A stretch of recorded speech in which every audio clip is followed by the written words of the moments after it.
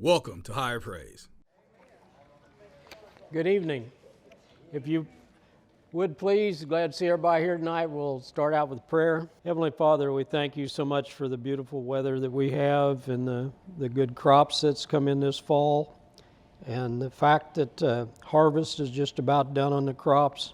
We understand, Lord, that the harvest is not done on the souls.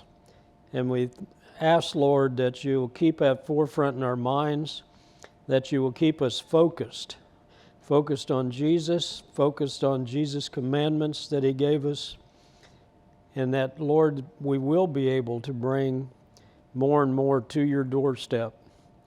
We just ask, Lord, that you watch over, guide, and keep our church family safe, and that you'll bring us back at the appointed times. In Jesus' name we pray. Amen. Okay, we'll jump in real quick tonight. There's just so much. It's funny, I typed this out about, I don't know, it's about 3:30, and I sat back down just a little bit before came back in, and I had to start making notes on top of my notes I already had. Let's start out in the Mideast. The big news over there, of course, was the election. I don't know if you followed that or not. Benjamin Netanyahu is reelected for being prime minister. It's better. It's bigger this time. It's a good thing. They've been in the same shape we have. The leftists had taken over because they did not. Netanyahu was not able to form a coalition in their government, and it's such a fragile thing. It's just a teeter-totter when it was like it has been the last 4 or 5 years. The leftists just was in the process of destroying the country, basically. The things they were doing, they were promoting dividing the country, giving the PLO, making a Palestinian state along with the Israeli state. And one thing I want you to remember, and we're talking about that just to throw it out real quickly, whenever they're talking about making a two-state solution over there, they are asking Israel to give up the ground that they have to protect themselves. They're giving the PLO the high ground. There's so much of that over there that all it does is, you're always talking about when in warfare, you're talking about taking the high ground. You want the high ground. Well, if they make a two-state solution over there, they not only are surrounding Israel more with the Palestinian enemies, they're giving them the high ground to where they can watch and could possibly launch things against them. And they're narrowing the country. I think, if I remember correctly, if the two-state solution's done the way they want it done, which would basically put it back the way it was before the 1963 war, Israel is only 7 miles wide at its narrowest point. Just stop and think about that. That's like from here to Nulltown down to our place. That's the only further width of that country is in the middle. So you can imagine the problems you have defending it. But Netanyahu's back in charge. The good thing is time. It appears that, they have 120 seats in the Knesset. It takes 61 seats to form a coalition. They're so different than we are as far as the way their government's set up. But in this case, and when you only have 61 seats, all it takes is one person in that coalition of a different party. There's like 30-some different parties. It only takes one person to stand up and say, I'm not going to work with you anymore, and that throws the whole thing back into re-elections. That's what's been going on the last 4 years. Well, it looks like he's going to have 65 seats. So it's not going to be this teeter-totter effect. He should be the prime minister for term this time, which is a good thing. So he's operating for a lot more strength.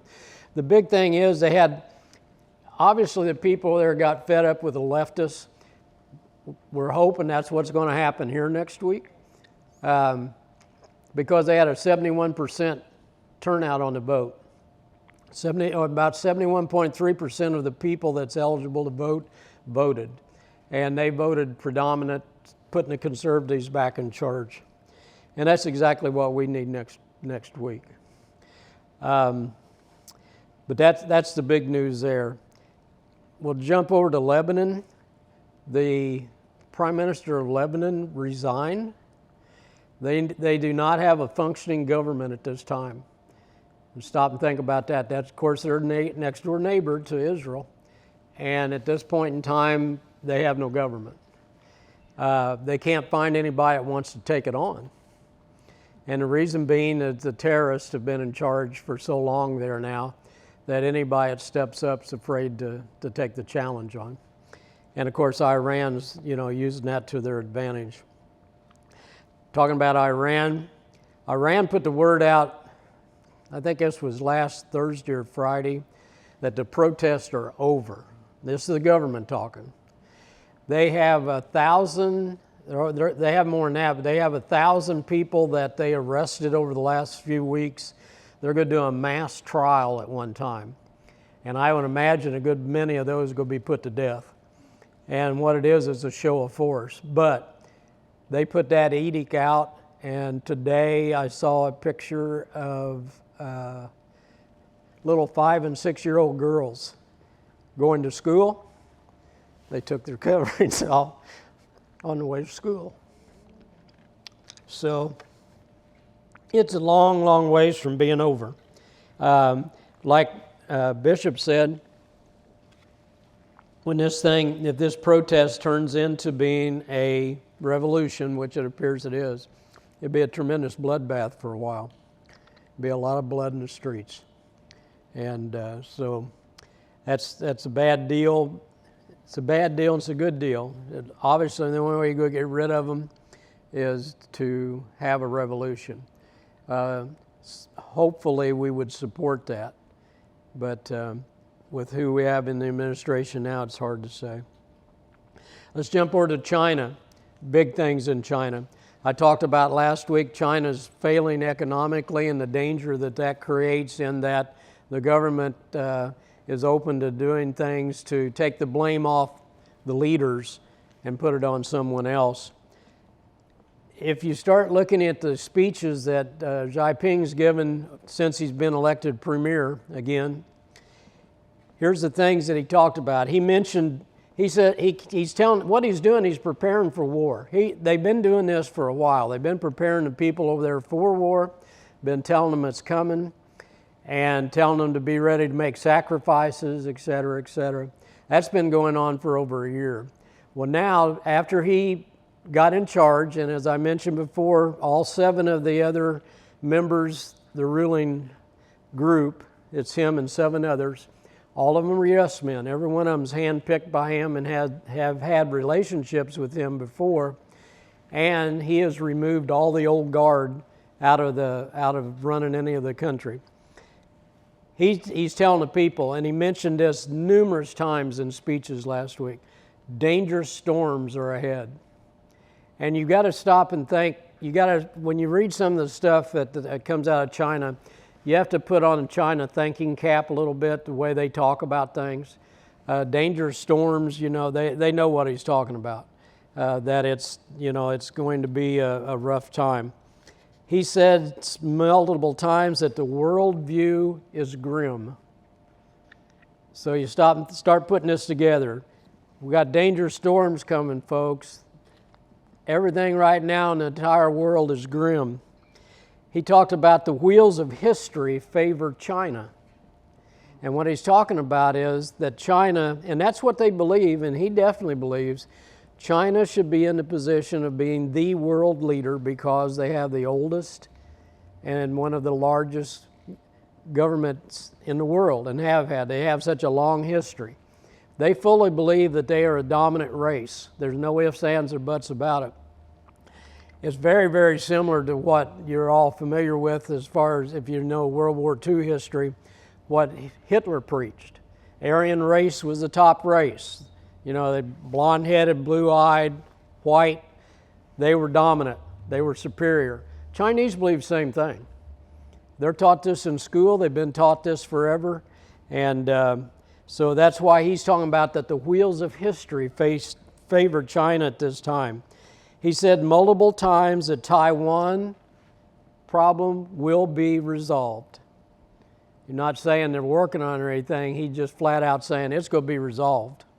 So you know what his thinking is.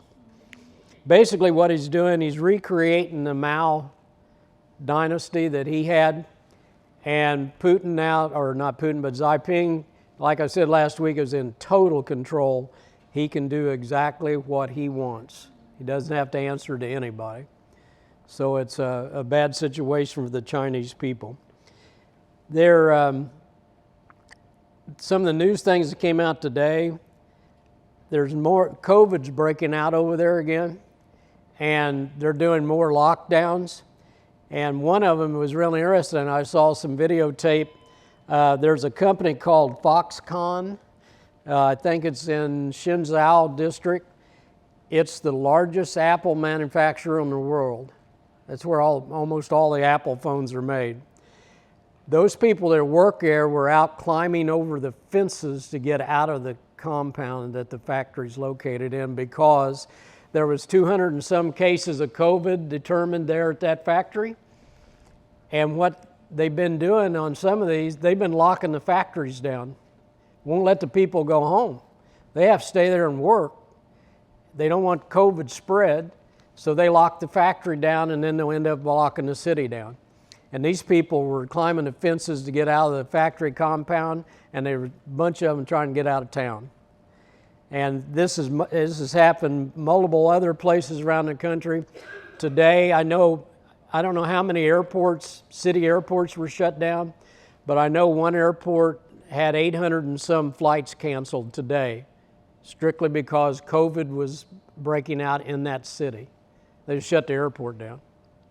So things are happening in China, and not much of it's good. Staying in that part of the world, talk about North Korea. I don't know where you've covered that or not in the last couple of days. North Korea has fired 23 missiles into the south, or into the Korean, over South Korea's maritime district into the ocean. It's a show of force. What it is, the United States, Korea, and Japan are running a large exercise over there right now. And North Korea is saying they're preparing to invade North Korea, is what they're telling the people. And they're shooting these missiles off. Plus, they fired over 100 artillery rounds. And it's just a show of force. And it's happening on both sides. See, we're trying to do a show of force. I think they were going to fly 1,600 sorties over there our Air Force was, along with Japan and South Korea. They had planned on 1,600 sorties, and there was a very large number of military, on-the-ground military, Army, that was involved in the Navy, of course, has got a big presence in the Southern Pacific right now. So they're just, it's just kind of tit for tat. One thing that happened, and I meant to get some more information on this, and I didn't get back to it. There was a large explosion in Taiwan over the weekend at an electrical plant, a utilities plant, but I've got no details on it. I don't know whether it was sabotage or where it was just something that naturally happened or what, but it, with what we've seen going on in Ukraine, you kind of wonder if you might start seeing this in other parts of the country where maybe China is going to sabotage the utilities in Taiwan. So, but I'll try to find out more on that. Talking about Ukraine, Ukraine war, this was really interesting. I think it was Saturday or Sunday, Ukraine launched a bunch of drones at Russian battleship down at just off the Crimea coast in the port of Sevastopol, and they hit one of the destroyers. Well, when that happened, Russia said, "Okay, we're cutting off the grain." I talked to Bishop out there today, and I said he was talking about Armenia, and I thought I knew, but I asked Bishop, and he said, "Oh yeah, Armenia is dependent on their grain coming out of Russia and coming out of the Ukraine area, as are almost all of the Asian countries over there. Turkey especially is very, very heavily involved, and they're part of this story. So Russia says, okay, that's it. We're not going to ship any more grain.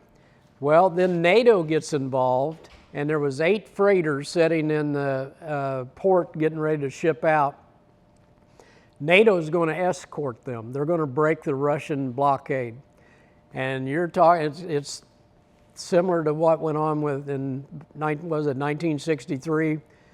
I think it was with Cuba Missile Crisis, 61 or 63, which was it? I can't remember, one of the two. I know that it's back when Bishop and I was either in high school or junior high. It's been a while back. But anyhow, that's what happened then. So we set a blockade up on Cuba, forbid Russia from coming through the blockade to deliver anything into Cuba. And that was a big deal. Real close to World War at that time, nuclear World War. I remember I was telling Heather, we used to practice, and some of you in here may remember that, we used to practice in grade school, drop down on your knees, cover your head, get under your desk, and it was all practice for nuclear warfare. We did that religiously. Well, anyhow, I made the comment to Pastor Monday night. I said, this is a time bomb waiting to go off, because if Russia is going to have to stand up and say either hold their blockade or not, and NATO's the ones doing the escorting, you've got real time bomb sitting there. Well, what's interesting is Erdogan, who is the Prime Minister of Turkey, he gets involved, and somehow or other, he has smoothed things out to where they're back to shipping grain, which is good news for your friends in Armenia, that's for certain. So it's just, it's just almost hour to hour, things are changing back and forth. But Russia, Erdogan talked with Putin, and don't know what the details or what came out, but all I know is Russia agreed to go ahead and let the grain ship. And that just come out today. While we're in Ukraine, of course, Russia's been destroying the utilities. 80% of Kiev, the capital of Ukraine, is without water, and most of it's without electricity. And they're getting ready for some 0 to 10 below zero weather in the next couple of weeks.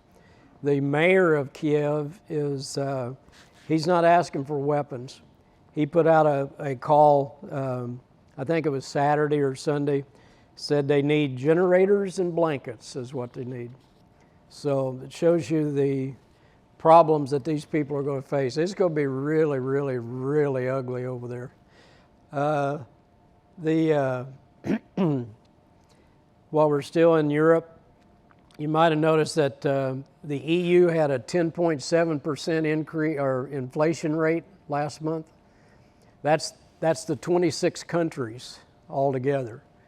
10.7%. The entire European continent is being affected, and it's worldwide. Everybody, this inflation's not just here and not just in Europe, it's everywhere. And that's one reason it's such a severe problem. If you noted today, our Federal Reserve raised interest rates another 3/4 of a point. They'll do it again in December. Looks like they're just, the thing that is, they're trying to control here's the only thing they can do. The only way to control inflation is to shut the country down economic-wise from growth. You've got to make it so expensive that a company can't go out here and borrow money to make more business. You've got to make less business to slow this down. And that's what they're trying to do. The only problem is, there was a thing that came across the wire, 63% of the American peoples are expecting them to go back to give them stimulus checks so they can beat inflation. You give them stimulus check, that's one reason we're in the mess we're in now, is everybody was getting stimulus checks and not working, and that's one reason we've got inflation now. The other thing that's going on, it hasn't hit here yet much, Pastor brought it up Monday night, and he's absolutely right. We're not seeing many shortages here, and the reason being is our pipeline's so full. If you remember back last year, during COVID and everything, all this stuff that was coming into the United States was in the ports. You remember as we was talking about how many ships were in the ports and couldn't be offloaded, and that's what we're living on, folks. Because I can tell you what's going on in China, and they're the #1 exporter in the world. They've been shutting factories down for months now. They're shutting whole cities down. Those people are not producing. That's why everybody's up in arms on this deal today. Their Apple iPhone's not going to get made. The plant's being shut down. So, but the thing of it is, as soon as we get this supply chain drawn down, you're going to start seeing shortages. And it's probably going to happen before Christmas. So the thing of it is, if you got the money now, go ahead and buy what you want for Christmas if you can find it, for 2 reasons. One, it's probably not going to be there when Christmas time gets here. Second thing is, it's going to cost more. And I was really surprised. I went to the grocery last week, I think it was, and I keep really close tabs on groceries, because one thing, when I used to manage a restaurant, I used to do all the buying, and so I watched prices really close at that time. And there's certain things I walk through and I watch and I look at our bill. Normally, the 3 of us, it takes about $100 a week for our groceries. I spent $176 buying the same stuff I always buy. And so that gives me an indication of what kind of price increases we're seeing. And this is just going to continue to go on. Let's talk about the United States and America for a minute. There's an 853% increased spike in the number of children that's claiming to be binary. Now you ask yourself, why? And it's all strictly to indoctrination. And the indoctrination's taking place at school, and has been for some time now, and we've let this go. Now, the good thing is, I think I mentioned the other day, we're starting to see some of the stuff that's been pushed through the courts getting to the Supreme Court, and we're seeing some wins. We're seeing some wins against abortion. We're seeing some wins against all this stuff. We're seeing some wins on the election stuff. There's been a lot of stuff come out in the last 2 weeks on things that were not done properly during the election in 2020, just now coming through the courts and getting to the Supreme Court and getting action taken on. We've made some really good wins. There have been some good wins on companies that don't want to make a cake for a gay couple. They've won. There's been multiple times. There's been more than one. There's been 3 cases I'm aware of, 2 in Colorado and 1 in California, that won their cases, that they don't have to make a cake for someone if that cake's going to disagree with their religious beliefs. You're going to see more and more of these that's filtering into the courts. It just takes so long. That's the problem. And some of this stuff's been expedited, and it still takes 2 years. But that's the good news. The bad news is this 853% spike in these kids is because they've been indoctrinated. And how do you un-indoctrinate them? That's the thing.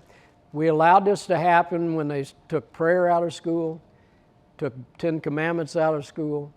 We allowed them to put this stuff in, and we had one of the guys ask Monday night, well, what do we do?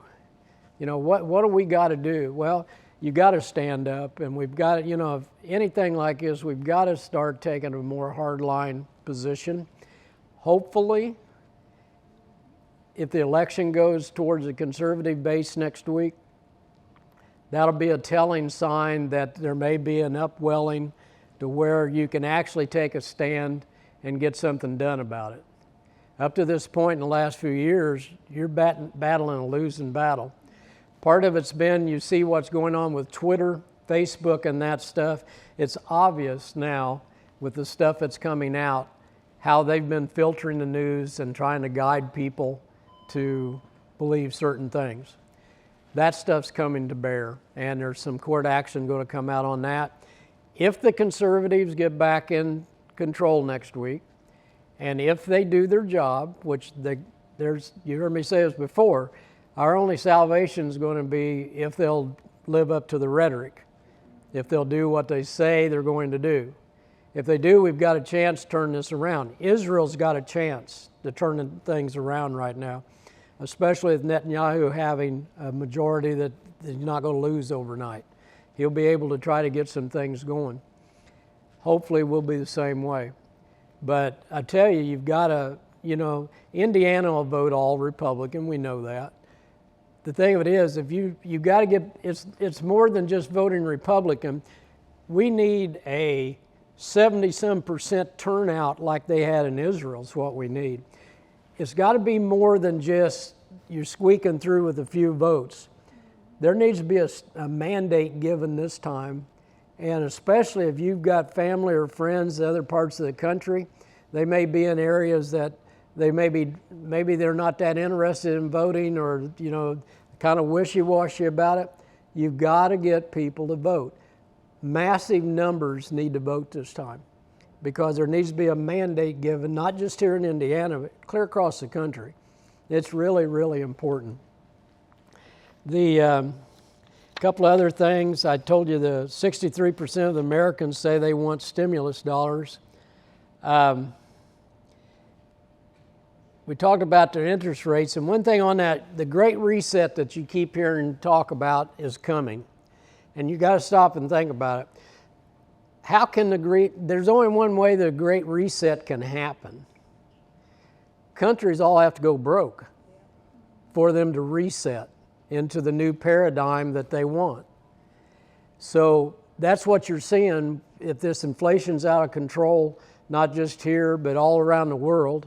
You see the economy in China falling apart.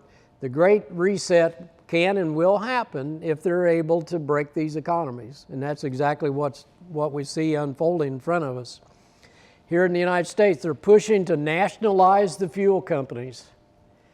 All the fuel companies that's here in the United States, there's a group of Democrats pushing Biden. They want to nationalize them, which means they want the government to take ownership. And here's their argument. I really had to laugh, but I can see their point. They said, we need to nationalize them now so that we can make sure all the poor have fuel at a price they can afford, because all of them's going to go bankrupt anyhow when we have the new electrical systems come in place. All the fuel companies are going bankrupt. So why are we going to wait until they go bankrupt? Why don't we just take them now and ease into this versus letting them go bankrupt and the government having to bail them out? That's their argument. I read the letter that these congressmen signed. But yeah, they want, and the whole thing, the bottom line of the whole thing is we need to nationalize the fuel companies to save the planet. Got to be done. Talking about these folks, I don't know if you're watching Brazil or not. Brazil's coming unglued. They had the election this week, and they elected the leftist socialist guy that is a felon. He was accused and found guilty. He got out of jail on a technicality, and they elected, and it was corruption in government. They elected this guy.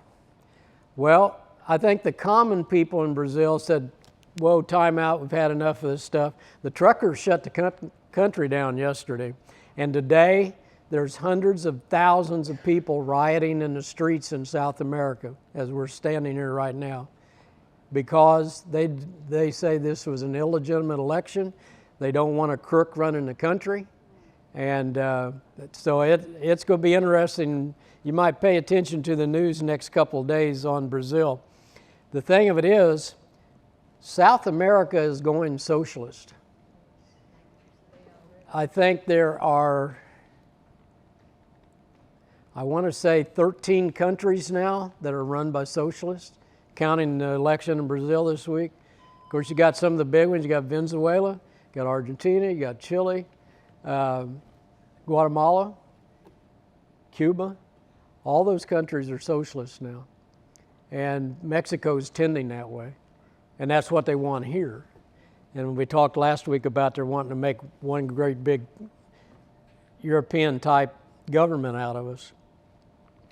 Out of time.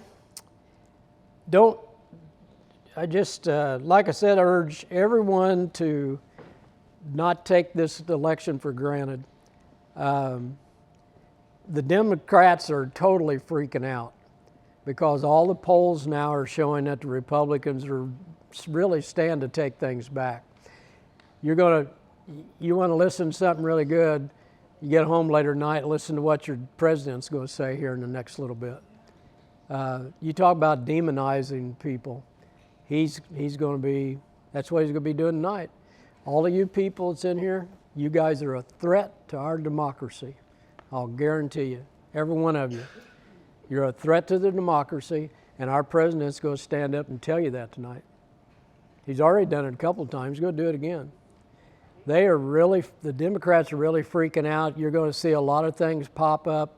I think they've already shot themselves in the foot, though. I don't think people are taking what they're pouring out very seriously anymore. I think just like what we saw, the conservatives in Israel, I think the people here in the ones in Israel were fed up with what they were seeing done. Hopefully it looks like the same thing's happening here. People are fed up with what's going on and ready to make a change back. You got to remember, you remember what the Democratic mantra was when they got Biden elected and everything last time? Huh? Yeah, the adults were back in charge. Oh yeah, you remember that? Yeah, that's what their call was. The adults are back in charge. They let everybody know. So we see what the adults have done for us.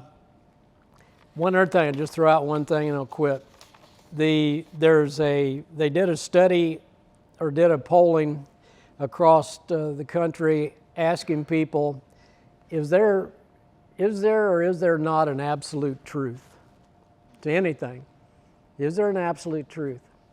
The majority of people today in this country believe that each person determines what truth is.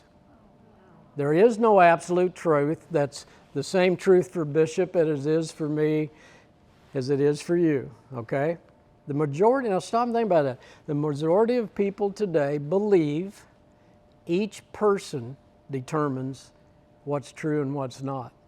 Now, you see that, you think about it and say, well, that's crazy, but look what they've done with this transgender stuff. You can't even get, it's like the CDC, the country, the group that's running our health programs and our advice and everything, they will not come out and say there's only two sexes. That's in writing. There's not just two sexes. There's no absolute truth in that. It's whatever the person determines they want to be. It's insane. But the thing of it is, the Bible tells us that, things like this is what's going to happen. I'll leave you with one real quick passage. 1 Corinthians chapter 13. This is the thing you got to remember. And this is, of course, when Paul was writing to the Corinthians, and all of us are familiar with this chapter. When you get down to verse 4, it says, love is patient, love is kind. We all know that. But here's something you got to remember out of that too. It says in verse 2, 1 Corinthians 13:2, if I had the gift of prophecy, and if I understood all of God's secret plans and possessed all knowledge, if I had such faith that I could move a mountain, but if I didn't love others, I would be nothing. So it's like we were talking about at the men's thing Monday night. We got to remember, we have to remember, above all things, anything you get involved with or whatever, at the end of the day, it's all about love. And we've got to show that love to everyone, not just selected ones, not the ones we just like. We got to show the love to everyone, and we can never lose sight of that, because that's just what it's talking about here. You can have everything else in this world, but if you're not loving the people around you, you have nothing. Thank you all.